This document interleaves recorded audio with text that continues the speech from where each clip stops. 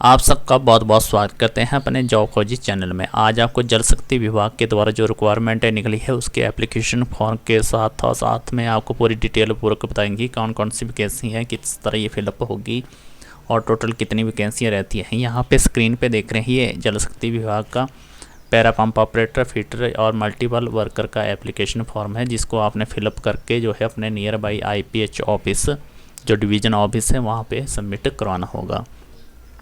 इसमें आपने साफ साफ अपने क्वालिफ़िकेशन और अपनी टेक्निकल एक्सपीरियंस और अपने डॉक्यूमेंट का सब जो भी इंफॉर्मेशन है वो बिल्कुल करेक्ट रूप में फिलअप करनी है और बाई पोस्ट या बाई हैंड आप इसको सबमिट करवा सकते हैं। अभी आगे आपको पूरी डिटेल पूर्वक बताएंगे किस तरह ये भर्ती फिलअप होगी, कितनी वैकेंसियाँ रहती है, कहाँ कहाँ पर ये वैकेंसियाँ फिलअप होगी। अभी आपको डिटेल पूर्वक IPH रिक्वायरमेंट के बारे में बताते हैं कि हिमाचल प्रदेश में जो 3192 वैकेंसियों का जो नोटिफिकेशन आई है इसके अनुसार क्या क्या वैकेंसी रहती है, किस तरह ये फिलअप होंगी, क्या पॉलिसी रहती है, तो पूरी की पूरी जानकारी आपको इस वीडियो में दी जा रही है।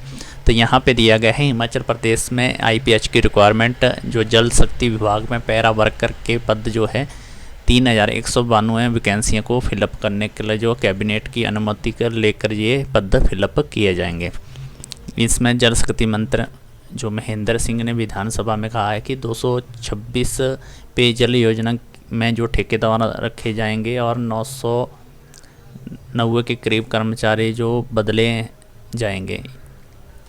अब ये पॉलिसी के तहत ही भरेगी, क्योंकि इसमें अब ये सारे के सारे जो है ठेकेदार के थ्रू ही ये वैकेंसियाँ फिलअप होगी, डायरेक्ट गवर्नमेंट के थ्रू ये भर्तियाँ नहीं होगी।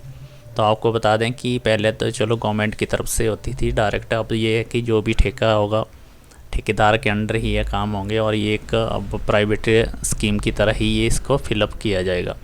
तो इसमें जो वर्तमान में तहत जो भर्तियाँ हो रही है उसमें 226 के लगभग स्कीमें जो है ठेकेदारों के माध्यम से करवाई जा रही हैं। अभी आपको जो है डिटेल पूर्वक बताते हैं कितनी कितनी वैकेंसियाँ रहती हैं। यहाँ पे टोटल वैकेंसी 3192 है और इसमें पैरा पंप ऑपरेटर की 1135 वैकेंसियाँ रहती है और इसके लिए जो क्वालिफिकेशन मांगी गई है 10वीं pass plus ITI electrical, wireman, diesel mechanical, pump operator mechanical, motor mechanical, pump operator cum और मैकेनिक्स, इस तरह के आपके पास जो है ITI का डिप्लोमा होना चाहिए और तभी आप इसका पैरा पंप ऑपरेटर के लिए वैकेंसी के लिए फिलअप कर सकते हैं। जो दूसरी रहती है पैरा फिटर के लिए, इसमें 173 वैकेंसी रहती है। क्वालिफिकेशन 10वीं के साथ आपके पास फिटर ट्रेड का जो है 1 ईयर का डिप्लोमा या 2 ईयर का डिप्लोमा होता है जो ITI के बेस पे वो होना चाहिए। इसमें ITI चाहे SCVT है NCVT है, दोनों इसके लिए एलिजिबल हैं। और तीसरी जो क्वालिफिकेशन रहती है जिसमें 8वीं पास मांगी गई है और इसके लिए मल्टीपल वर्कर की वैकेंसियाँ हैं 1884 रहती है और इसमें 8वीं बेस पे ये जो मिनिमम क्वालिफिकेशन 8वीं ही पास मांगी गई है। इसमें ज़्यादातर है डॉक्यूमेंटेशन के आधार पे ये फिलअप होती है। जल शक्ति विभाग में ये जो वैकेंसियाँ फिलअप होंगी सारी की सारी अंडर ठेकेदार के थ्रू ही फिलअप होंगे, ठेकेदार के अंडर ही ये काम करेंगे और ठेकेदार ही इसके जो कैंडिडेट की चयन करेगा। इसमें बताया गया है कि 226 स्कीमें जो है लगभग पूरे देश भर में चलेगी, यानी कि हिमाचल प्रदेश में रहेगी और इसमें से 990 पंप ऑपरेटर, फील्डर, बेलदार, चौकीदार, इलेक्ट्रिशियन, माली, डाटा ऑपरेटर रखे जाएंगे, जिसमें 419 पंप ऑपरेटर होंगे, 343 जो ऑपरेटर जो ITI परीक्षित होंगे और इसमें जो 76 ऑपरेटर जो होंगे वो जिनको एक्सपीरियंस होल्डर रखे जाएंगे। इसी प्रकार जो 32 फीटर रखे जाएंगे जिसमें 25 ITI बेस पे होंगे, 7 जो है अनुभव के आधार पर रखे जाएंगे।